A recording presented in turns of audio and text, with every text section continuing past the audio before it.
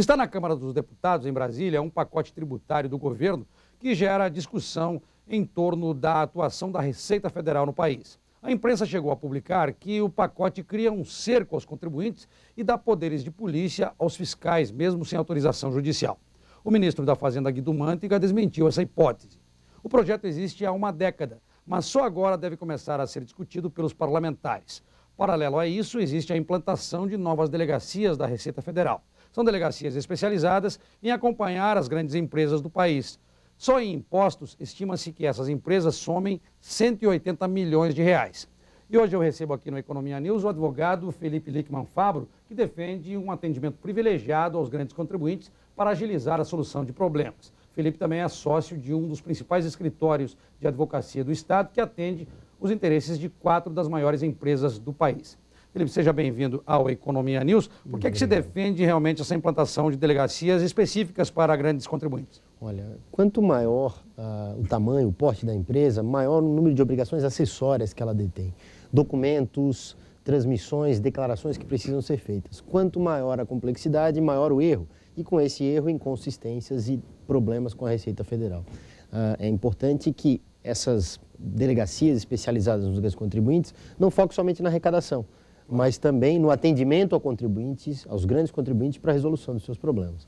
Imagina a empregabilidade, a grande dificuldade com o volume de dinheiro e de receitas que muitas vezes são colocadas por erros nas informações. Uma duplicidade de um débito, por exemplo, gera ausência de certidão negativa e aí a empresa fica sem participar de licitação, receber recursos, muitas vezes de financiamentos públicos, por uma incongruência do sistema.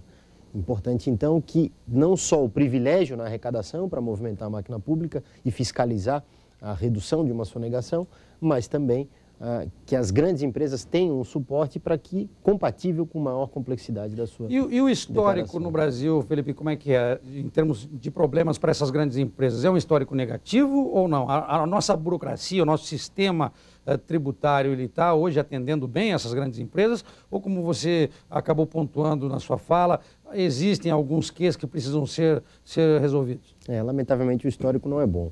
Se na era da informação nós vivemos aí e ensinamos ao mundo receita e inteligência arrecadatória, ainda estamos acostumados às grandes filas na Receita Federal. São Paulo ainda não extinguiu o famoso envelopamento. Muita papelada. Onde o empresário precisa fazer uma retificação de uma informação e aguardar em prece que algum fiscal da Receita vá analisar aquela retificação e corrija a informação do sistema. E enquanto isso, todo o problema, todos os empecilhos de não gozar da sua regularidade fiscal ficam acumulados ao contribuinte.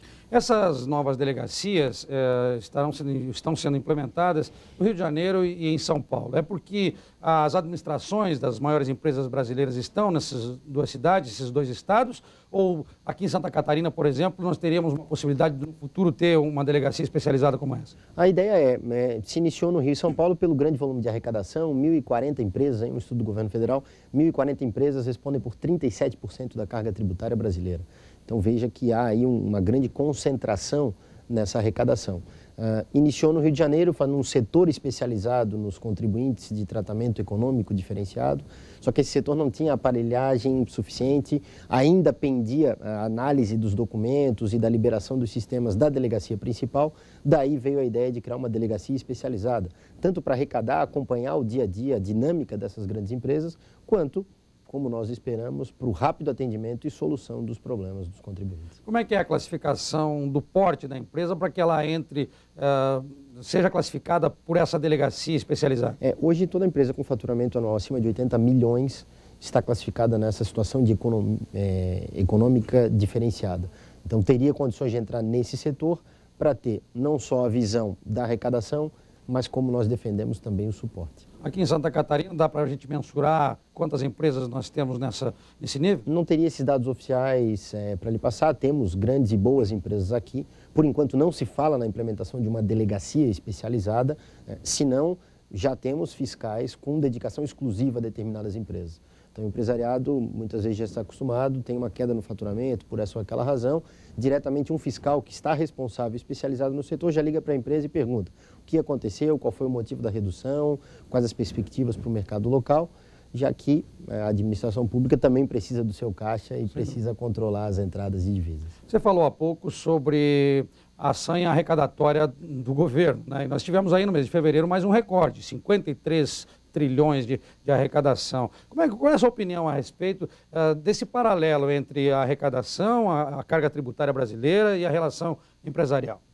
Veja, é muito importante que o Estado brasileiro tenha essa arrecadação. Lamentavelmente, os grandes institutos de reforma tributária não se têm discutindo no Congresso Nacional. Então, ou nós vivemos um Estado keynesiano de bem-estar que arrecada e distribui, ou nós confiamos na mão invisível do Adam Smith que o Estado não deve intervir, zelar pela propriedade privada e a liberdade de iniciativa. Lamentavelmente, no Brasil, nós temos um Estado que arrecada de maneira keynesiana e devolve, distribui para os nossos servidores de maneira liberal. Ainda temos que fazer fortes investimentos na saúde privada, porque não temos essa condição do Estado, segurança, assistência básica, educação, enfim, precisamos melhor gerir a máquina pública brasileira. Deixa eu ouvir a tua opinião a respeito do que foi divulgado na imprensa nos últimos dias em relação a esse pacote tributário que já está há algum tempão, como eu disse no início da entrevista, no Congresso Nacional e só agora vai começar a ser discutido pelos parlamentares. Muito se falou que a Receita Federal passaria a ter poder de polícia sobre os contribuintes. Como é que você vê isso como um advogado especializado nessa área? Vamos lá. Existem duas grandes propostas em tramitação. Uma da reforma tributária, que já vem aí há 10, 12 anos tramitando no Congresso e não se fala. A questão do poder de polícia está uma reforma legislativa, então não na Constituição, mas ampliando poderes para a celeridade da execução fiscal, os meios de cobrança do fisco. Uma das ideias é que a própria autoridade da Fazenda possa fazer a penhora de bens. Nós vemos como manifestamente inconstitucional, na medida em que é preciso uma autorização judicial para isso. No entanto, a interpretação dos nossos tribunais tem sido um tanto controvertidas e a mudança na Constituição pode acontecer a qualquer momento. Sabemos que hoje vivenciamos um grande Big Brother tributário.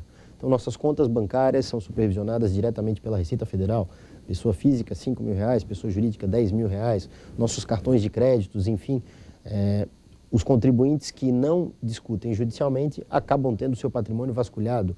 E isso só tende a agravar se essas medidas forem aprovadas pelo Congresso Nacional. E com certeza também as demandas judiciais acabam aumentando em relação a isso, né? Não há dúvida. Muito obrigado, Felipe. O Economia News desta quinta-feira termina aqui. Nós voltamos amanhã. Uma boa noite para você. Record News, jornalismo 24 horas de plantão.